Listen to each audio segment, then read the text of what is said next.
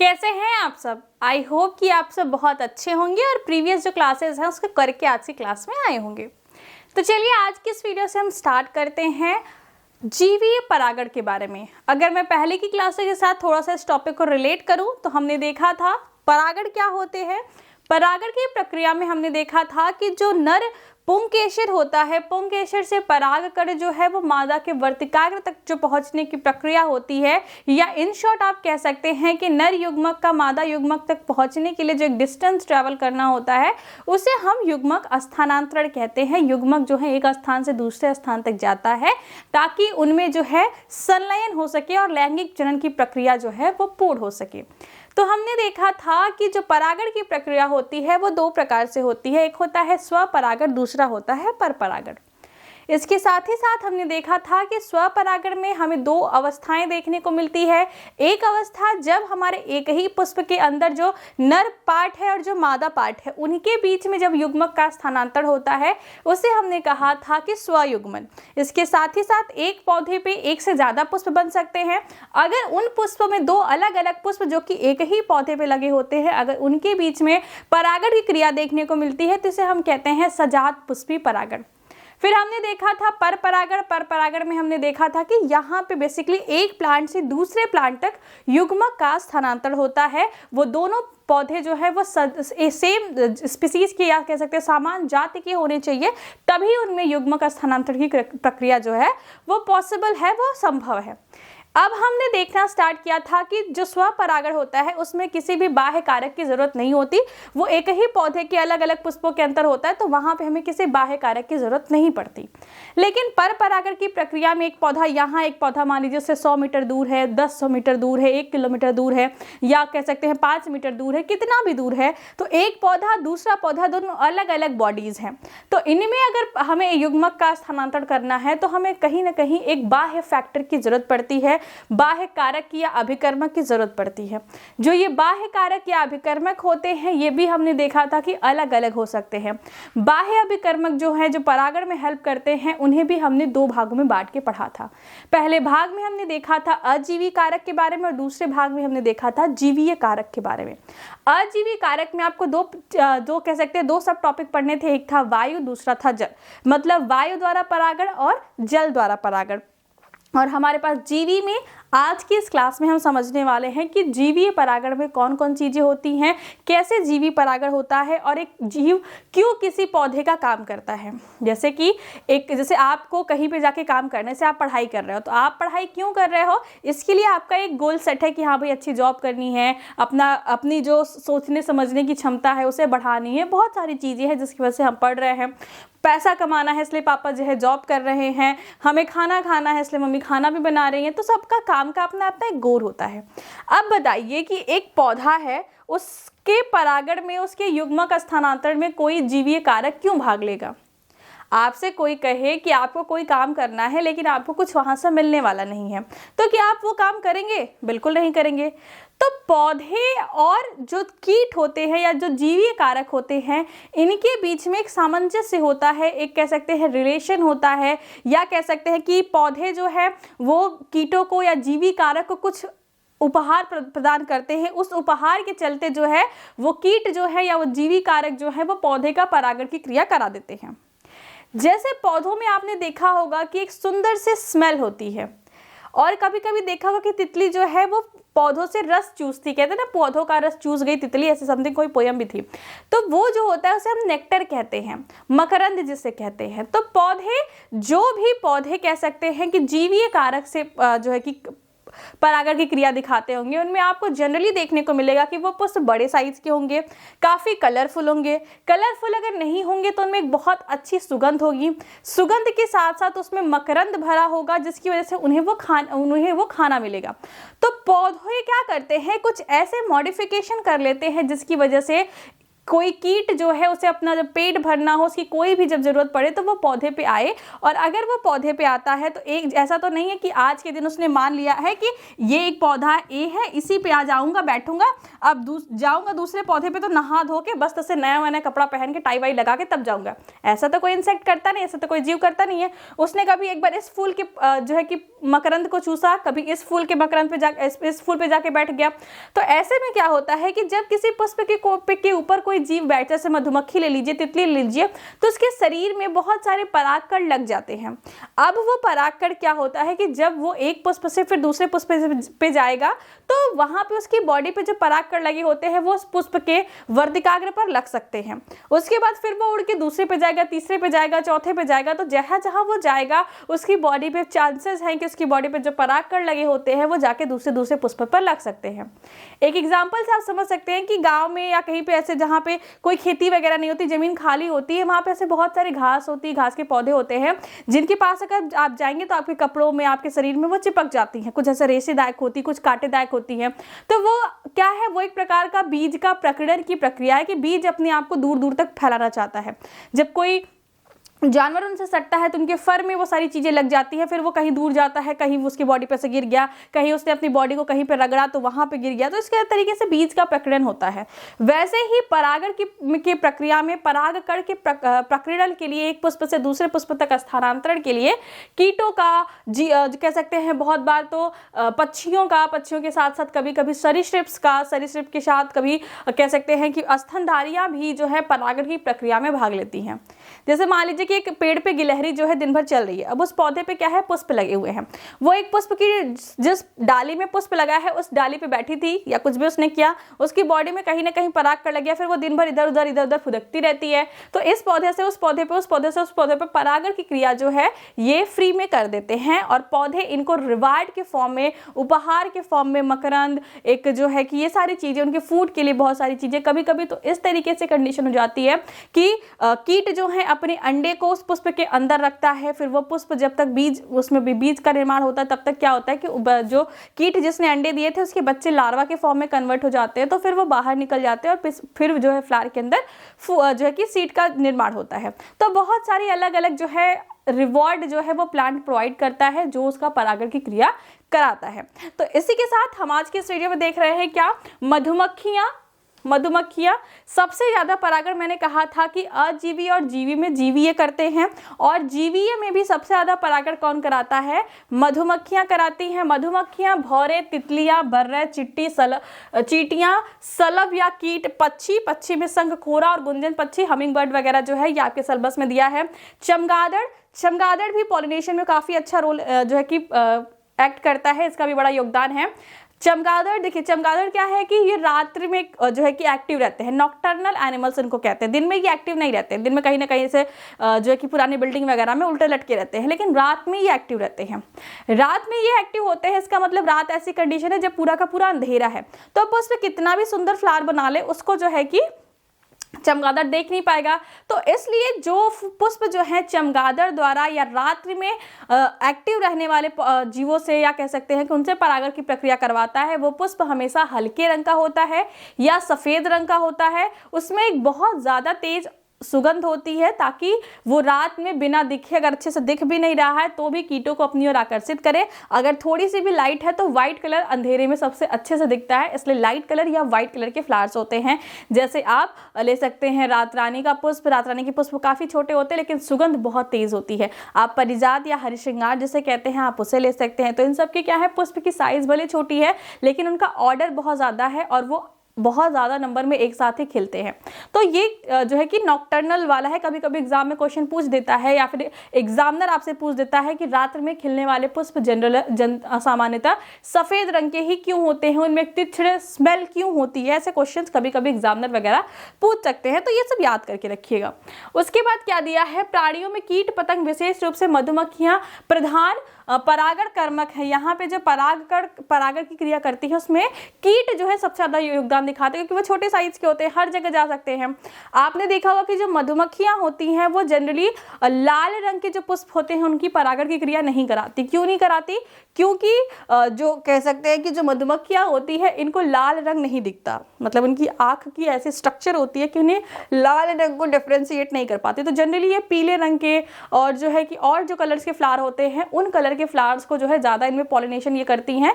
Red colour के flowers में pollination के लिए और ऑर्गेनिज्म पार्टिसिपेट करते हैं। तो ऐसे बहुत सारी चीज़ें हैं, बहुत सारे ऑर्गेनिज्म हैं जो कि पॉलिनेशन की प्रक्रिया करते हैं। क्यों करते हैं समझ में आएगा, क्योंकि उनको भी उसके फॉर्म में रिवॉर्ड मिले। जैसे मधुमक्खी गई तो उसने वहां से नेक्टर लिया, मकरंद दिया, जिसकी वजह से वो अपना भोजन बनाएगी, शहद वगैरह बनाएगी।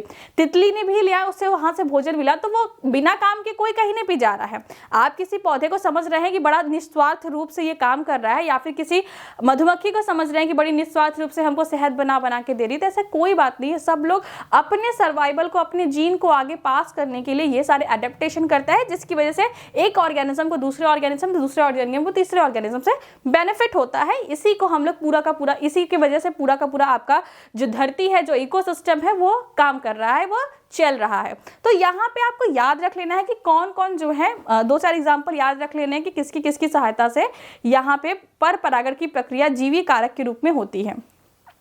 अब आपके सिलेबस में दिया गया है, यहाँ पे ये चीज दी गई है। ये क्या है? ये एक प्रकार का फ्लावर है। ये इतनी बड़ी जो संरचना देखने को मिल रही है, ये एक प्रकार का फ्लावर है। और इस फ्लावर की जो कह सकते हैं, इस फ्लावर का जो साइज है वो 6 फुट है। इसका नाम है अमोरफोलस। इसका नाम क्या है? अमोरफोलस। और इसकी जो संरचना है वो 6 फुट की है। मेरी खुद की पूरी बॉडी 5 फुट की है, और ये बताओ 6 फुट की है। 6 फुट इनकी संरचना है, और इसका नाम क्या है? इसका नाम है अमोरफोलस। अमोरफोलस।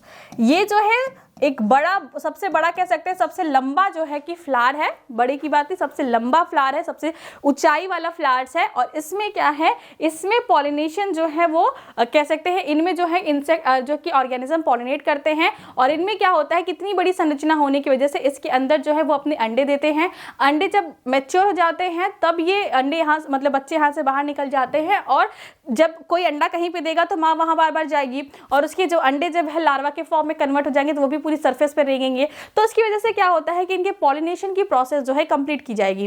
तो ऐसे संबंध को हम लोग क्या कहते हैं? सहसंबंध। अगर मैं आपको सहसंबंध थोड़ा सा बताना चाहूँ, ये नाम याद रख लीजिएगा, और इसकी हाइट भी याद रख लीजिएगा कि अमोरफोलस जो है वो 6 फुट हाइट का होता है। और यहाँ पे जो है कि जीवी कारक द्वारा परागण की प्रक्रिया देखने को मिलती है। इसकी साइज देखिए कितनी बड़ी है, हमसे भी बड़ी इसकी फ्लावर, इसके हम सबसे बड़ी इसकी पुष्प की संरचना है। सहसंबंध के बारे में अगर मैं आपको बताऊं तो सहसंबंध का क्या है कि सहसंबंध एक ऐसी प्रक्रिया है जिसमें दो जीव जो है वो एक दूसरे के साथ रहते हैं। दो जीव जो है एक दूसरे के साथ रहते हैं। सहसंबंध, सहसंबंध को हम म्यूचुअलिज्म या सिम्बायोसिस भी कहते हैं। सहसंबंध, तो सहसंबंध में देखिए क्या होता है कि यहाँ पे दो जीव हैं, दोनों जीव एक दूसरे के साथ रहते हैं। एक जीव को दूसरे जीव से कोई फायदा होता है, दूसरे जीव को पहले जीव से कोई फायदा होता है। जैसे कि एक आपके स्कूल में टीचर है, वो आपको पढ़ा रहे हैं, और इससे क्या हो रहा है? आपका फायदा, और आप चीज़ों को सीख रहे हैं। आप उन्हें फीस दे रहे हैं, जिसकी वजह से उनका भी सर्वाइवल हो रहा है, उनकी भी जीविकोपात क्या कहते हैं उसको, मतलब उनका भी जो पैसा वगैरह जो भी लाइफ स्टाइल के लिए उनको खर्चे चाहिए वो मिल रहे हैं। तो ये भी एक प्रकार का संबंध हो गया। अगर आप पढ़े नहीं तो आपका नुकसान है, अगर आप उन्हें सैलरी ना दे, मतलब आप उनका फीस ना दे तो उनका भी नुकसान है। तो इस तरीके से संबंध बहुत सारे हैं। एक ऑफिस में एक वर्कर्स को सैलरी दी जाती है, वो ऑफिस के लिए काम करता है, तो उसमें ऑफिस वाले का भी फायदा होता है, वर्कर का भी फायदा होता है। तो इस तरीके से जब दोनों लोगों का फायदा होता है तभी कोई रिलेशनशिप जो है कंटिन्यू होती है। तो यहाँ पे सहसंबंध में क्या होता है कि दो अलग अलग जाति के जीव जो हैं वो एक दूसरे के साथ में रहते हैं और एक दूसरे के सर्वाइवल में, जीविकोपार्जन में एक दूसरे की सहायता करते हैं। यहाँ पे आपको एक एग्जाम्पल देखने को मिलेगा यक्का प्लांट में।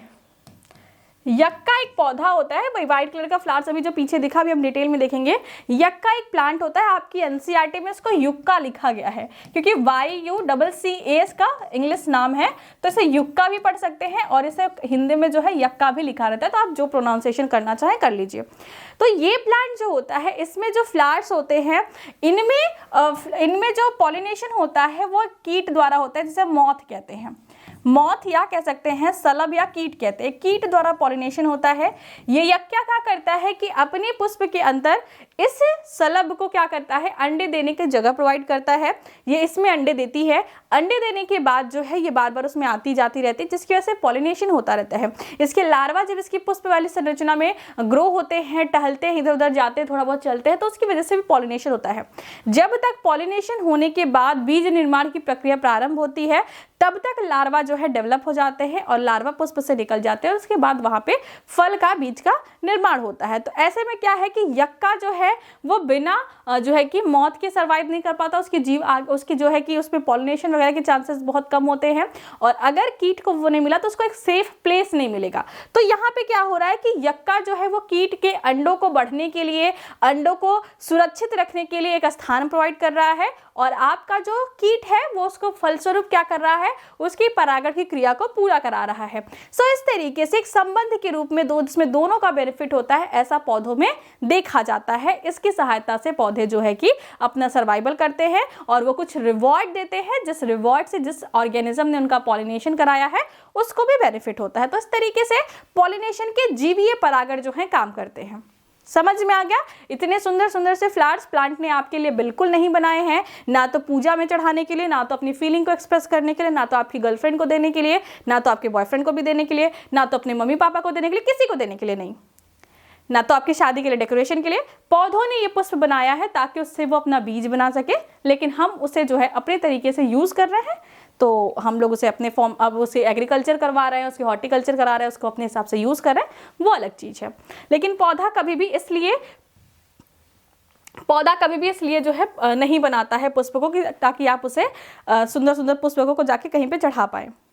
अब क्या है, यहाँ पे देखिए, यहाँ पे फिगर दिया गया है, ये क्या है, ये यक्का का फ्लावर है, और इस पे देखिए किस तरीके से इंसेक्ट जो है वो यहाँ पे है, और इसी के यहीं पे वो जो है अपने एग को ले करेगा और यहाँ से जो है कि वो वृद्धि करेगी और इनको स्थान मिल जाएगा, उनका जो है परागण हो जाएगा। अब एक बहुत ही इंपॉर्टेंट क्वेश्चन दिमाग में आना चाहिए कि परागण के लिए स्वपरागण और परपरागण दो चीजें क्यों होती हैं? एक से भी तो काम हो सकता था, चाहे परागण ही स्वयं से हो जाता, एक ही पौधे पर जाता, ये अलग अलग कारक की जरूरत क्यों पड़ी? जैसे आपके दिमाग में क्वेश्चन आ सकता है कि जब हमारे एक ही पौधे के दो अलग अलग पुष्प या एक ही पौधे के दो अलग अलग पुष्प या एक ही पौधे के एक ही पुष्प के अंदर नर भाग भी है, मादा भाग भी है, तो इन्हीं का संलयन करा देते। बाह्य कारक की जरूरत क्यों ही पड़ी? क्यों पौधा फालतू में मकरंद बना रहा है, क्यों फालतू में इतने बड़े बड़े फ्लावर्स बना रहा है, कीटों को अट्रैक्ट करने की कोशिश कर रहा है, उसके लिए रिवॉर्ड दे रहा है, ऐसा पौधा क्यों ही कर रहा है जबकि उसके पास स्वपरागण जैसी प्रक्रियाएं हैं? वो खुद के गैमेट्स को दोनों प्रकार के नर युग्मक और मादा युग्मक को एक ही पौधे में बना सकता है, और एक ही पौधे में बनाने के साथ साथ सबसे इंपॉर्टेंट चीज है कि वो उनको मिलाने से, उनको संलयन करने से एक नया जीव भी बनेगा। जैसे हमारे में क्या है कि मादा के शरीर में सिर्फ मादा युग्मक बनेगी, नर के शरीर में सिर्फ नर युग्मक बनेगा। तो हमारा तो प्रॉब्लम है कि हमें अगर संलयन कराना है, हमें लैंगिक जनन कराना है, तो नर युग्मक और मादा युग्मक का संलयन होना चाहिए, दो बॉडीज का संलयन होना चाहिए। लेकिन यहाँ पे तो इसके पास पावर है कि एक ही बॉडी में नर युग्मक भी बन रहा है, मादा युग्मक भी बन रहा है, तो काहे के लिए दूसरे के ऊपर डिपेंड हो रहा है? ऐसा क्वेश्चन आपके दिमाग में आना चाहिए। नहीं आया है तो थोड़ा सोचिए, कोई भी टॉपिक पढ़िए तो सोचिए कि ऐसा क्यों हो रहा है, तब आपको बहुत सारे कॉन्सेप्ट नए नए पता चलेंगे। तो अब यहाँ पे इस प्रॉब्लम को सॉल्व ये ऐसा क्यों कर रहा है पौधा, इसके बारे में मैं आपको बताती हूँ। देखिए, पौधा जो है वो एक मिनट, इस बात को हम यहाँ पे समझते हैं कि पौधे के पास ये क्षमता है कि एक ही पौधे से नर युग्मक और मादा युग्मक संलयन करके नया जीव बना ले। तो पौधे ने ये परपरागण की प्रक्रिया क्यों अपनाई, और मोस्ट ऑफ द पौधों में ये परपरागण जो है वो कॉमनली देखा जाता है। तो इसके लिए चांस ये है कि हमारे घर में एक लड़का भी है, एक लड़की भी है, भाई भी है, बहन भी है, या फिर किसी के भी घर में सेम एज के, या कह सकते हैं कि एक ही जाति के, मतलब नर और मादा, मतलब ह्यूमन जाति के होमो सैपियंस जो है एक ही घर में कई सारे हैं, लेकिन हम घर में शादी नहीं कराते, भाई बहन की शादी नहीं कराते। तो ऐसा क्यों करते हैं? पौधा भी तो कुछ ऐसा ही कर रहा है कि अपने घर में शादी न करा के बाहर वाले के घर में शादी करा रहा है। तो हमारी सोसाइटी में तो इसके एथिकल इश्यू होते हैं कि अरे भाई बहन में थोड़ी ना शादी होती है, लेकिन क्यों नहीं होती है इसको समझते हैं। देखिए, जब आप एक ही प्रकार के जीनोम या गुणसूत्रों में बार बार संलयन कराते हैं, जब आप एक ही प्रकार के जीनोम में, गुणसूत्रों में बार बार संलयन कराते हैं, तो बहुत सारी इनब्रीडिंग या अंतः प्रजनन जो प्रॉब्लम्स होती हैं, जो कह सकते हैं अवसाद होते हैं, वो निकल के सामने आने लगते हैं। जैसे कि हमारे शरीर में जो जीन्स हैं, जो एलील्स हैं, उनमें क्या होता है कि बहुत सारे अवसाद होते हैं। जैसे आपने पढ़ा होगा कि विषम युग्मजी, जब आपने मेंडल पढ़ा होगा तो आपने पढ़ा होगा कि विषम युग्मजी होता है, जिसे हम क्या कहते हैं, हेट्रोजाइगस। तो हेट्रोजाइगस का मतलब क्या होता है कि यहाँ पे अगर हमारे पास एक कैपिटल टी है तो दूसरा हमारे पास स्मॉल टी होगा। जैसे मेंडल ने किया था कि लंबा पौधा बौना पौधा मिलाया, तो उन्हें क्या मिला, एक कैपिटल टी मिला, एक स्मॉल टी मिला। बात समझ में आई? तो अगर कैपिटल टी, मान लीजिए कि हमारे जीन में क्या है, कोई जो है कि अप्रभावी रोग है, लेकिन वो अप्रभावी रोग इस अवस्था में उपस्थित है, तो मेरे माता पिता में भी तो कहीं ना कहीं ये एक जीन होगा जो अप्रभावी अवस्था में उपस्थित होगा। हो सकता है वही जीन मेरे भाई में हो। तो अगर मेरा और मेरे भाई से रिलेट करके उनके युग्मक का संलयन करके आगे जीव बनती है, तो बहुत ज़्यादा चांसेस है कि यहाँ पे जो हमारे अंदर एक रोग है, या कह सकते हैं एक जो जीन्स में कमी है, जो जीन्स खराब है, वो जीन जो है अपने आप को प्रभावी कंडीशन में उत्पन्न कर सकता है। प्रभावित, क्योंकि अप्रभावी कंडीशन में क्या हम पढ़ते हैं कि जब दोनों युग्मक जो है अप्रभावी होते हैं, रिसेसिव होते हैं, तो वो कैरेक्टर्स जो है वो बाहर निकल के आता है। अगर आपको जेनेटिक्स का इन्फॉर्मेशन होगा तो ये सारी चीजें आपको समझ में आ रही होंगी। अगर नहीं होगा, आपने जेनेटिक्स नहीं पढ़ी है, तो हम जब जेनेटिक्स वाले चैप्टर पे जाएंगे, जब हम मेंडल वाला चैप्टर पढ़ेंगे, तो ये सारी चीजें मैं आपको समझा दूंगी। बेसिकली इतना समझिए कि पौधा कोशिश करता है कि जो उसके युग्मक हैं वो अलग अलग पौधे से रहें। क्यों? क्योंकि अगर अलग अलग पौधे से रहते हैं तो उनके बीच में क्या होता है कि उनके जीन के बीच में थोड़ा सा डिफरेंस होता है।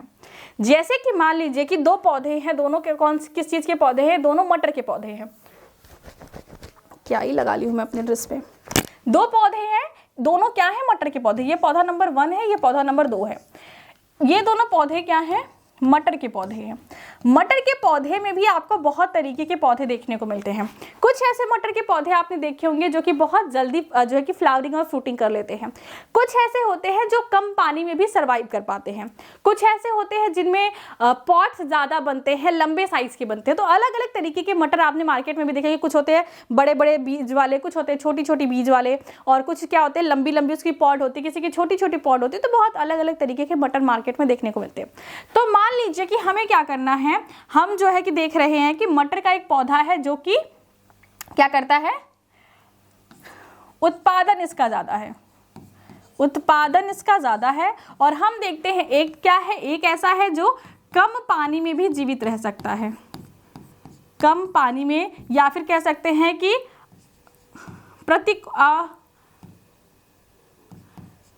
प्रतिकूल अवस्थाओं में भी जिंदा रह सकता है। तो हम क्या चाहें, पौधा क्या चाहेगा कि उसके पास अगर प्रतिकूल अवस्थाओं में रहते हुए भी ज़्यादा उत्पादन करने की क्षमता आ जाए तो वो तो बेस्ट हो जाएगा। तो ऐसे में नई नई वेरिएशन से एक पौधा है जिसमें उत्पादन ज़्यादा होता है, लेकिन अगर थोड़ा सा भी टेम्परेचर ऊपर नीचे गया, पानी ऊपर नीचे गया, तो पौधा खराब हो जाता है।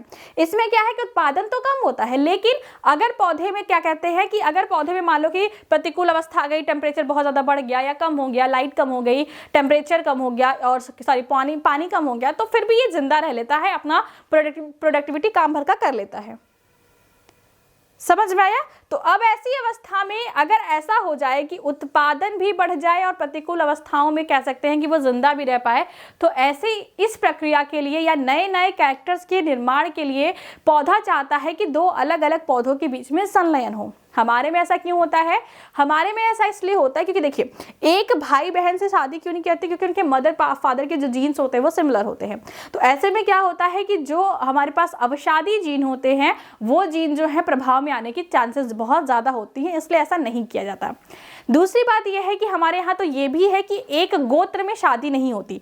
एक गोत्र का मतलब है कि कहीं ना कहीं हमारे पूर्वज जो है वो समान थे, कहीं ना कहीं हमारे पूर्वज समान थे, मतलब उनका भी जीन सिमिलर था। जैसे एक लोग हैं, उनके 2 बच्चे हुए, दोनों लोग जो है अलग अलग गांव में अगर जाके रहने लगे तो फिर मतलब कि कहीं ना कहीं वो पूरा का पूरा गांव जो बसा है वो पहले जो एक इंसान था जिसके 2 बच्चे अलग अलग गांव में रहने गए, उसी के जीन से बना हुआ है। और जीन्स में इतने जल्दी चेंजेस नहीं आते, और जीन्स में अगर चेंजेस आएंगे तो इंसान सर्वाइव नहीं कर पाएगा। तो ऐसे में हमारे में क्या रूल है कि एक गोत्र के अंदर भी शादी नहीं करते। क्यों नहीं करते? यही वाला नियम कि नए नए कैरेक्टर्स आए और जो अवसाद है वो दबे रहे, वो प्रभावी कंडीशन में बाहर ना आए।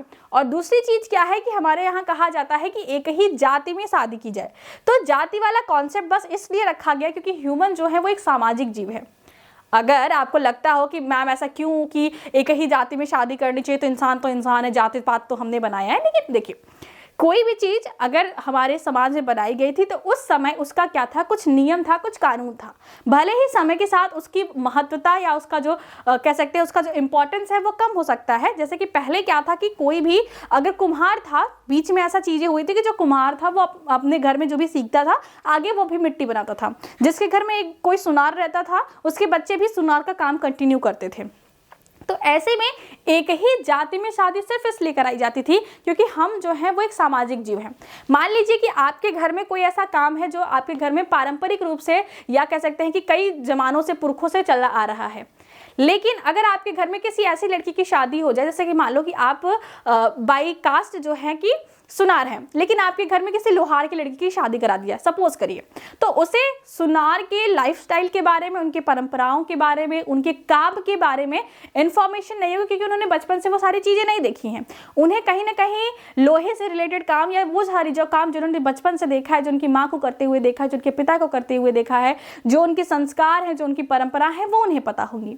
तो इसलिए पहले क्या था कि काम जन्म के आधार पर था कि राजा का बेटा राजा, बीच में ऐसी सारी चीजें थी। जब शुरुआत हुई थी तो ऐसा कुछ नहीं था, राजा का बेटा राजा, एक सुनार का बेटा सुनार, लोहार का बेटा लोहार। तो इस तरीके से हमारी जो परंपराएं हैं उससे संयोज के रखने के लिए एक कुम्हार की लड़की, एक लोहार के घर की लड़की का एक सुनार के घर की लड़की में आने में, वहां सारी चीजों को समझने में काफी प्रॉब्लम होती है। बहुत सारी मूवी बनी है कि फॉरेन गर्ल्स से लोग शादी कर लेते हैं, फिर वो इंडिया में आते हैं और हमारे कल्चर को सीखते हैं, तो वहां पे उसको सिर्फ एक हंसी के फॉर्म में दिखा दिया जाता है, लेकिन रियल स्ट्रगल जो है वो बहुत ज्यादा होता है। हमारे अपने धर्म तो फॉलो हो नहीं रहे हैं, किसी और के धर्म को हम क्या ही फॉलो करेंगे, जिंदगी में इतना सारा काम है। तो इसके लिए क्या करते थे, हमारे में गोत्र अलग अलग होना चाहिए ताकि ये जो अवसाद है, ये अवसाद जो है बाहर निकल के ना आए। तो पौधे भी कुछ ऐसा ही प्रयास करते हैं कि उनके जो बीज बने वो अलग अलग पौधों के संयुग्मन से बने, जो युग्मक है वो अलग अलग पौधों के संलयन हो। इसके लिए जो है कि स्वपरागण से आगे चल के पर परागण की प्रक्रिया की गई। पौधों ने मकरंद बनाया, पौधों ने सुंदर सुंदर फ्लावर्स बनाए ताकि वो कीटों को या जीवी कारक को आकर्षित कर सके और वो उनका जो संलयन, उनका जो बीज बने उसमें उत्तम प्रकार के गुणसूत्र की उपस्थिति हो। ठीक है, समझ में आ गया कि क्यों स्वपरागण होते हुए भी पौधों ने पर परागण की प्रक्रिया अपनाई। ठीक है, अब हम समझेंगे कि भाई अपनाने से ही क्या होता है। जैसे हमारे यहाँ नियम बना है कि अगर आपको समाज में रहना है, मतलब ऐसे ओल्ड मूवीज में ऐसा दिखाया जाता था कि अगर आपको समाज में रहना है तो आपको अपनी जाति में ही शादी करनी होगी, अगर आप ऐसा नहीं करते तो आपको समाज से बाहर निकाल दिया जाएगा। ऐसे पहले चीजें होती थी, अब बहुत सारी चीजें ठीक हो गई हैं, नॉर्मल हो गई, कहीं कहीं पे अभी भी है, समय के साथ सारी चीजें सॉल्व हो जाएंगी। लेकिन मतलब हमने अपनी इस परंपरा को बनाए रखने के लिए बहुत सारी चीजें की हैं। तो पौधे ने पर परागण की प्रक्रिया को अपनाने के लिए क्या किया, देखिए, अगर आप पौधों की संरचना को अध्ययन करेंगे तो एक पुष्प में, जैसे देखिए एक पौधा है, इसमें एक पुष्प लगा है, इस पुष्प में क्या है, नर युग्मक है, और इस पुष्प में क्या है, मादा युग्मक है। ठीक है, इस तरीके से एक ही पुष्प में नर युग्मक, मादा युग्मक दोनों उपस्थित हैं।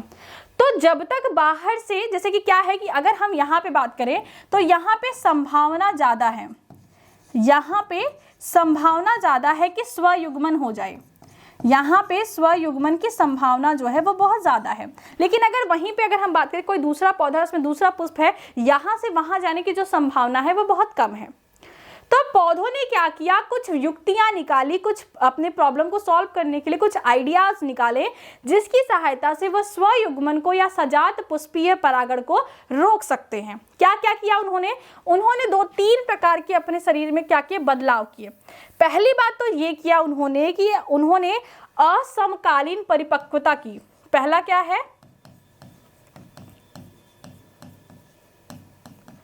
असमकालीन परिपक्वता। असमकालीन परिपक्वता का मतलब समझ में आ रहा है कि असमकालीन मतलब कि एक पुष्प क्या करता है, कुछ ऐसी युक्तियां अपनाता है जिसकी वजह से स्वपरागण ना हो कि परपरागण हो। स्वपरागण होने के लिए एक ही समय पे नर युग्मक और मादा युग्मक का क्या निर्माण जो है, या कह सकते हैं उनकी मैच्योरेशन, परिपक्वता एक समय पे होनी चाहिए। अगर नर युग्मक या कह सकते हैं कि परागकण उसी समय, जब मान लो जब परागकण जो है परिपक्व होता है, उस समय जो है हमारा जो स्त्री केसर है वो अभी छोटा सा है, अभी वो परिपक्व ही नहीं हुआ है, वो जो है परागकण को अपने ऊपर एक्सेप्ट ही नहीं कर सकता, पराग नली का निर्माण ही नहीं होगा। तो अगर गिर भी जाता है वर्तिकाग्र पे तो उसका जो है कि पराग नली का निर्माण नहीं होगा, निषेचन की प्रक्रिया नहीं होगी। बात समझ में आ रही है कि असमकालीन परिपक्वता का मतलब ये है कि जब एक नर युग्मक या एक हमारा जो है मादा युग्मकोद्भिद या नर युग्मकोद्भिद जब परिपक्व होता है तो दूसरा वाला उस समय परिपक्व नहीं होता। तो कुछ पौधे क्या करते हैं, नर युग्मकोद्भिद को, जैसे हम क्या कर रहे हैं, कुछ पौधों में नर भाग जो है पहले परिपक्व हो जाता है और कुछ में जो है मादा भाग जो है वो पहले परिपक्व हो जाती है। तो अगर जो है अलग अलग समय में ये परिपक्व होंगे तो यहाँ पे स्वपरागण की जो चांसेस है वो कम हो जाएंगे। बात समझ में आ रही कि एक ही पुष्प है, उसमें नर युग्मक भी है, मादा युग्मक भी है, तो इनमें क्या है, इनमें स्वयुग्मन की जो संभावना है वो बहुत बढ़ जाती है।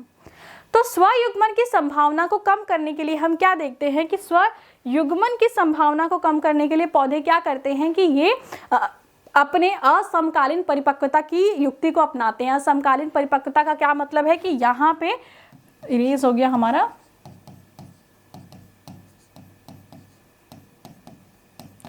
असमकालीन परिपक्वता, कि यहाँ पे जो हमारा नर युग्मकोद्भिद होगा और जो मादा युग्मकोद्भिद होगा ये अलग अलग समय पे क्या होंगे, परिपक्व होंगे। इसे हम क्या कहते हैं, असमकालीन परिपक्वता। तो इसके साथ ही साथ जो है हमारा पौधा जो है इस तरीके से स्वपरागण को कम करके परपरागण को उत्साहित करता है। कहा जाता है स्वपरागण को प्रत्युत्साहित करता है और परपरागण को जो है उत्साहित करता है।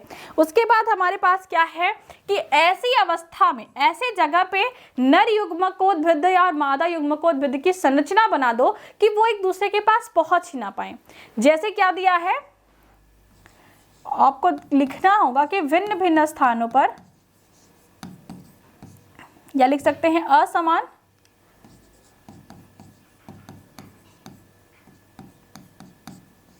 स्थिति, कि यहाँ पे हम नर युग्मकोद्भिद और मादा युग्मकोद्भिद को कुछ इस तरीके से बना देंगे। जैसे मान लीजिए कि मादा युग्मकोद्भिद की संरचना बहुत लंबी है। जैसे अगर मैं आपको एक फिगर की सहायता से समझाऊं इस बात को, तो मान लो ये हमारे पास क्या है, ये हमारे पास क्या है, एक फ्लावर है, और इस फ्लावर में क्या है, सिंपल सा ऐसे समझते हैं कि ये हमारे पास एक फ्लावर है। इस फ्लावर में जो है नर युग्मक तो इतने बड़े बड़े हैं, यहाँ पे क्या है, एंथर है, ये हमारा परागकोश है। लेकिन हमने क्या किया कि हमने मादा युग्मकोद्भिद की संरचना को इतना ऊपर कर दिया कि नर युग्मकोद्भिद जो है यहाँ से यहाँ तक पहुँचने के जो चांसेस है वो बहुत कम हो सकते हैं। या फिर मादा युग्मकोद्भिद, मतलब सिंपली आप ये कह सकते हैं कि नर युग्मकोद्भिद और मादा युग्मकोद्भिद या स्त्री केसर और पुंग केसर के बीच में इस तरीके से स्थिति कर देंगे, उनको इस स्थान पे अरेंज कर देंगे कि उनमें युग्मक स्थानांतरण की प्रक्रिया जो है वो नहीं हो पाएगी। तो यहाँ पे भी परागण की जो संभावना है, स्वपरागण की जो संभावना है वो कम हो जाती है और परपरागण की संभावना अधिक हो जाती है। तो ये कुछ युक्तियां हैं जो पौधे अपनाते हैं। तीसरी युक्ति है स्व असमंजस्य। तीसरी युक्ति है स्व असमंजस्य। ये एक प्रकार का कह सकते हैं थोड़ा और एडवांस प्रक्रिया है, जिसमें क्या होता है कि एक ही पौधे से अगर युग्मक बनेगा, इसका मतलब दोनों में जो जीन्स होंगे वो समान होंगे। तो अगर इस पौधे का युग्मक जो है इस पौधे पे पहुंचा भी, मतलब यहाँ से परागकण उड़ के यहाँ पे अगर पहुंच भी गया, तो ये क्या करेगी, वर्तिका अगर जान जाएगी ना कि ये मेरे ही पौधे का है, तो इसकी पराग नली को यहाँ पे बनने ही नहीं देगी, इसे स्टॉप कर देगी। क्योंकि पराग नली को जब बनना होता है तो वर्तिकाग्र से कुछ ऐसे रसायन सिक्रीट होते हैं, स्रावित होते हैं, जिसकी सहायता से ये पराग नली का निर्माण होता है। तो ये स्व असमंजस को हम कहते हैं सेल्फ इनकम्पैटिबिलिटी, कि खुद के लिए इनकम्पैटिबल हो जाओ, कि मतलब कि अगर हमारे पौधे का ही परागकण, अगर ये सारी युक्तियां लगाने के बाद भी अगर मेरे पौधे का परागकण मेरे ऊपर आ जाता है तो मैं उसे असमंजस कर दूंगी, मतलब उसका जो नर युग्मक है वो मेरी वर्तिकाग्र पर अपनी पराग नलिका बना नहीं पाएगा, मतलब मादा युग्मक को वृद्धि तक मैं उसे पहुंचने ही नहीं दूंगी। तो इसे कहते हैं स्व असमंजस। दूसरी या चौथी कह सकते हैं, हमारे पास चौथा जो तरीका है वो है एक लिंगी पुष्प या एक लिंगी पौधे। एक लिंगी पौधे में क्या होता है कि एक लिंगी पौधे ऐसे पौधे होते हैं जिनमें एक पौधे पे सिर्फ और सिर्फ नर भाग होता है, दूसरे पे सिर्फ और सिर्फ मादा। जैसे आपने पपीते के पौधे में देखा होगा कि हम लोग देखते हैं कि पपीते का जो पौधा होता है, एक पौधा क्या होता है, इसमें बिल्कुल जो हमारे पास मेन स्टेम होती है, जो मेन तना होता है, उस पर सटा हुआ एकदम बिल्कुल लगा हुआ आपको एक एक फ्लावर्स देखने को मिलते हैं।